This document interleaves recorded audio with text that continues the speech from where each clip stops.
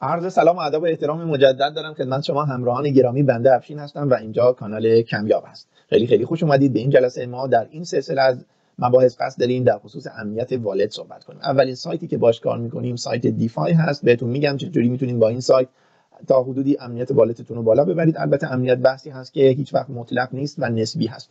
تا حد رضایت بخشی بتونیم امنیت والتمون رو بالا ببریم. ما همواره در معرض ریسک هستیم دوستان.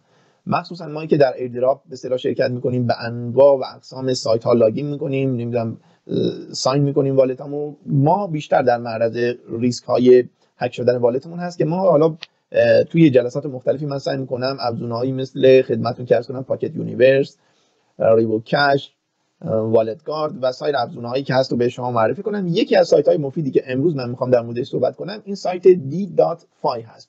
خب اولین کاری که میکنید میاد تو این سایت d.fi یا دیفای کانکت والت میکنید. حالا هر والتی که داشته باشید EVE باشه، نمیدونم هر چی باشه، مثلا من متامسک اینجا انتخاب میکنم، یه لاگین میکنم و خدمتتون که عرض کنم میبینید که آدرس ENS من اینجا میاد و یه عدد 32 اینجا ظاهر میشه. میگه که 32 تا ریسک شما خدمتتون که عرض کنم الان در معرض 32 تا ریسک هستید که اگر بیاید تو قسمت اسکنرش میتونید حالا مثلا در مورد خدمتی که عرض کنم توکن های مختلفی رو بررسی کنید که ببینید این توکن هایی که مثلا فرض کنید شما دارید شما رو در معرض ریسکی قرار میدن که ما فعلا با قسمت کار نداریم، با قسمت شیلدش کار داریم. این چیزی که الان امروز من میخوام در موردش بحث کنم در مورد قسمت شیلد هست که خودش اینجا والت هلس منو گذاشته که های ریسک، یعنی الان والت من در معرض ریسک بسیار بالایی هست که اسکوری که به من داده اینجا 32% هست. هرچه این به سمت قسمت سبز رنگ بره یعنی والت من امن‌تر. دلیلی است که اینکه حالا من های ریسک شدم اینی که این روزا تو ایردراپ مربوط به لینیا شرکت کردیم و به انواع اقسام سایت ها من با والتم کانکت کردم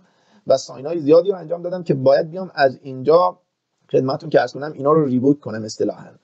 حالا اینجا خدمتتون که عرض کنم اولین کاری که شما باید بکنید بیاید تو قسمت این نتورک. الان میگه که از 13 تا نتورک من پشتیبانی میکنم. خب شما میتونید یکی یکی مشخص کنید. مثلا من بخوام بدونم که آقا روی شبکه زد کاسینگ چه خطراتی منو تهدید میکنه، میگه واسه شما 3 تا خطر بیشتر، 2 تا خطر بیشتر تهدید نمیکنه.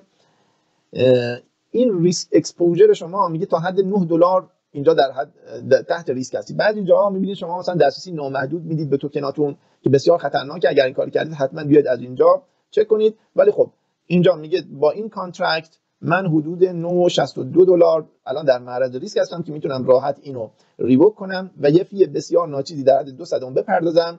این خودش تراکنش تو شبکه زد کاسینگ هم هست، یعنی هر ماه یک بار شما میتونید برای اینکه والتتون رو فعال نگه دارید، والت ایردراپتون رو فعال نگه دارید، برسن این کار انجام بدید. هم امنیتتون میره بالا، هم تعامل با یه کانترکتی هست بالاخره، هم و یه به اصطلاح خدمتتون که عرض کنم یه تراکنش رو شبکه انجام میدید با هزینه بسیار پایین. من ریوک میکنم رو شبکه زد کاسینگ ارا این کار انجام میدم و سویچ نتورک میکنم به شبکه زد کاسینگ ارا. این ابزارهای امنیتی است که من بعداً اینا رو به شما توضیح میدم که شاید شما اینا رو نداشته باشید.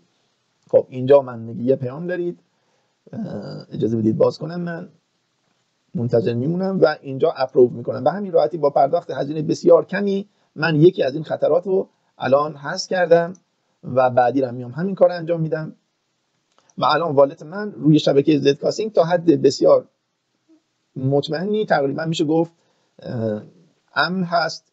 ولی خب من در جلسات بعدی باز به شما خواهم گفت که چیکار کنید که حالا یه مقدار امنیت باز بالاتر ببریم. اینو من اپروو میکنم.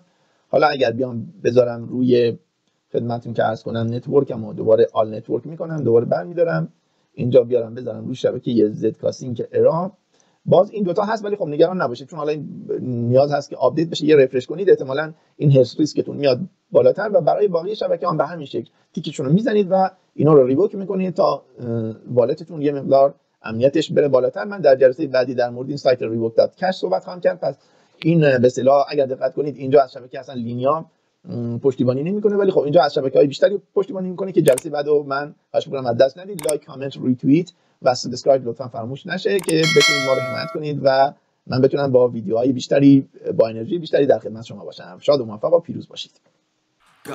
Hustle hard, hustle every single day. I'll be making moves till I'm buried in my grave. To the system, I don't wanna be a slave. I've been doing shit my way.